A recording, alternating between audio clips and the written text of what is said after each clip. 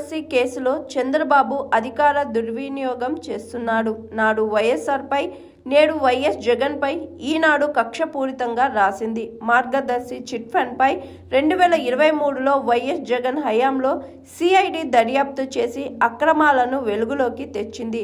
2024లో చంద్రబాబు ముఖ్యమంత్రిగానే కాగానే కేసు తారుమారు అయిపోయింది. సిఐడిలు లాంటి సంస్థలు కూడా అధికార దుర్వినియోగానికి పాల్పడడం సమంజసం కాదు.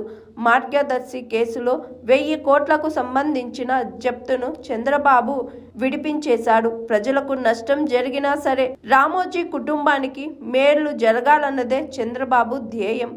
సిఐడి తన విచారణ తప్పు అని అఫిడవిట్ ఇవ్వడం అనేది పచ్చి బరితెగింపు అని వైఎస్ఆర్సీపీ ఎస్సీ ఎస్టీ సెల్ అధ్యక్షులు టీజేఆర్ సుధాకర్ బాబు అన్నారు.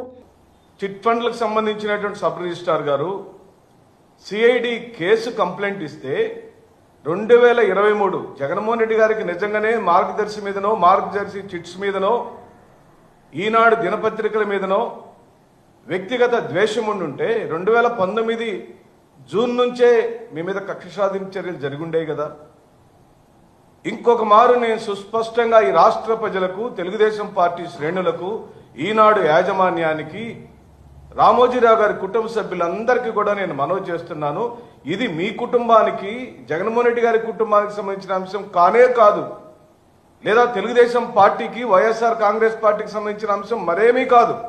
ఇది కేవలం ప్రజలకు సంబంధించిన ధనాన్ని, మీ సంస్థకున్న రెప్యుటేషన్ నమ్మి మీరు మంచివారని, వారి ఖాతాలను జాగ్రత్తగా చూస్తారని, మీ దగ్గర డబ్బులు దాచిపెట్టుకుంటే సకాలంలో డబ్బులు చెల్లిస్తారని, వాళ్ళకు వచ్చిన ప్రైజ్ మనీని మీ దగ్గర ఉంచుకోకుండా సకాలంలో ఇస్తారనే నమ్మకంతో మీ దగ్గరికి చందాదారులు డబ్బులు కట్టారు. షూరిటీలు సమర్పిస్తే ఆ షూరిటీల విషయంలో కూడా మీరు కొర్రీలు పెడుతూ వచ్చారు. మళ్లీ షూరిటీలు కావాలని అడుగుతూనే వచ్చారు. ఇవన్నీ కూడా మేం చెబుతున్న కథనాలు, మేమిస్తున్న సమాచారమో కాదు. సిఐడి సంస్థ స్వయాన దర్యాప్తు చేసింది, కావలసిన ఆధారాలు సేకరించింది, ఆ ఆధారాలన్నింటినీ కోర్టుకు సమర్పించింది. వైఎస్ జగన్మోహన్ రెడ్డి గారి ప్రభుత్వంలో ప్రాసెస్ మొదలైంది 2023లో. 2024 సంవత్సరంలో చంద్రబాబు నాయుడు గారు ముఖ్యమంత్రి అయితేనే కేసు తారుమారైపోయింది. దీన్ని బట్టి ఆంధ్ర రాష్ట్ర ప్రజానీకం మొత్తం కూడా అర్థం చేసుకోమని మనవి చేస్తున్నాం. ఇది పూర్తిగా ఈనాడు పేపరు చంద్రబాబు నాయుడు గారి యొక్క జేబులో సంస్థగా మేము అభివర్ణిస్తున్నాం. చంద్రబాబు నాయుడు గారు ముఖ్యమంత్రిగా ఉంటే చాలు, చంద్రబాబు నాయుడు గారు ముఖ్యమంత్రిగా ఉంటేనే ఈనాడు సంస్థ కల్పవృక్షంలాగా ఉంటుంది.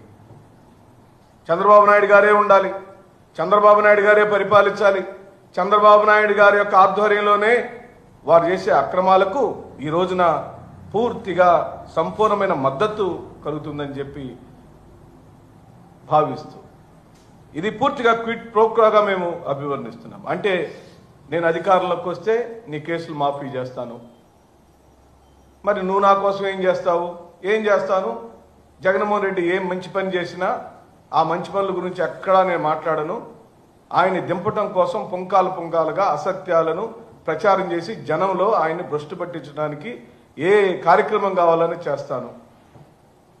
మరి ఇది ప్రజలు అర్థం చేసుకోరా అని అంటే, ప్రజలకు తప్పుడు సమాచారాన్ని పదే పదే చెప్పటం ద్వారా దాన్ని నిజమే కావచ్చేమో అనుకుని అనుమానం కలిగించే విధంగా కథనాల మీద కథనాలు, అసత్య కథనాలు, సొంత కవిత్వాలు, మరి ఈ రోజున మీరు రాసిన రాతలన్నిటినీ గమనిస్తే పూర్తిగా వర్గీకరణ కార్యక్రమాలు జరిగింది, అసత్యాలు ప్రచారం చేయటం జరిగింది, వ్యక్తిత్వ హననం జరిగింది. అది వ్యక్తిత్వ హననం ఆనాడు స్వర్గీయ రాజశేఖర రెడ్డి గారైనా, తదుపరి ఆంధ్ర రాష్ట్ర ముఖ్యమంత్రిగా అయిన జగన్మోహన్ రెడ్డి గారి మీద అయినా, జగన్మోహన్ రెడ్డి గారి మంత్రివర్గ సభ్యుల మీద అయినా, జగన్మోహన్ రెడ్డి గారి ఎమ్మెల్యేలైనా, ఎంపీలైనా, ఎమ్మెల్సీలైనా, చిట్ట చివరకు జడ్పీటీసీలైనా సరే, సర్పంచ్ స్థాయి వాడైనా సరే, వాడు వైఎస్ఆర్ కాంగ్రెస్ పార్టీకి సంబంధించిన వాడైతే వాడు పనికిరాని వాడే, వాడికి పరిపాలన రాదు, వాడు రాజకీయాలకు పనికిరాడు, వాడు అక్రమార్జనలు చేస్తున్నాడు, వాడు దొంగ అంటున్నారు.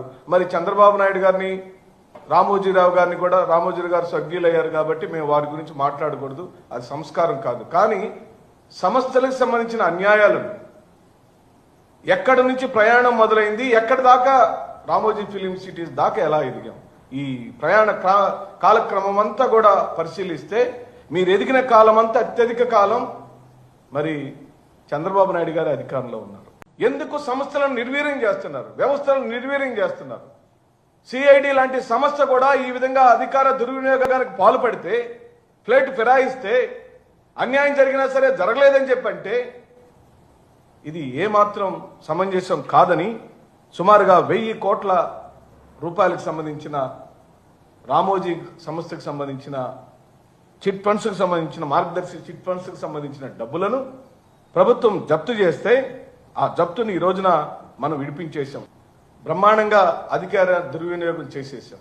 అంటే ప్రజలు ఏమైనా కానివ్వండి, ప్రజల చందాలు ఎటన్నా పోనివ్వండి, ప్రజలకు చెల్లించాల్సిన డబ్బులు రానివ్వపోండి, కానీ రామోజీరావు గారికి కుటుంబానికి మాత్రం మేలు జరగాలనే దురుద్దేశంతో ఇలా జరుగుతుందని, మరి ఇంత బరితెగింపుగా పొరపాటు అనే పదాన్ని వాడారంటే, మౌఖికంగా రాతపూర్వకంగా మేము తీసుకున్న ప్రతి అంశాలు తప్పని ఒప్పుకుంటున్నారంటే ఏ స్థాయిలోకి సంస్థలు మనం దిగజార్చామో ఈ రోజున ఇది మళ్ళీ ఈ చెబుతున్న మాటలే కూడా మౌఖికంగా కానీ రాతపూర్వకంగా కానీ తీసుకున్న ఏ అంశాలు కరెక్ట్ కాదు, అది పొరపాటు అని సిఐడి సంస్థ అఫిడవిట్ దాఖలు చేసిందంటే రికార్డెడ్ గా సిఐడి సంస్థ యొక్క స్థాయిని వాళ్ళ క్రెడిబిలిటీని తగ్గించుకున్నారని ఈ సందర్భంగా నేను మనవి చేస్తున్నాను. Hi, this is Swathi.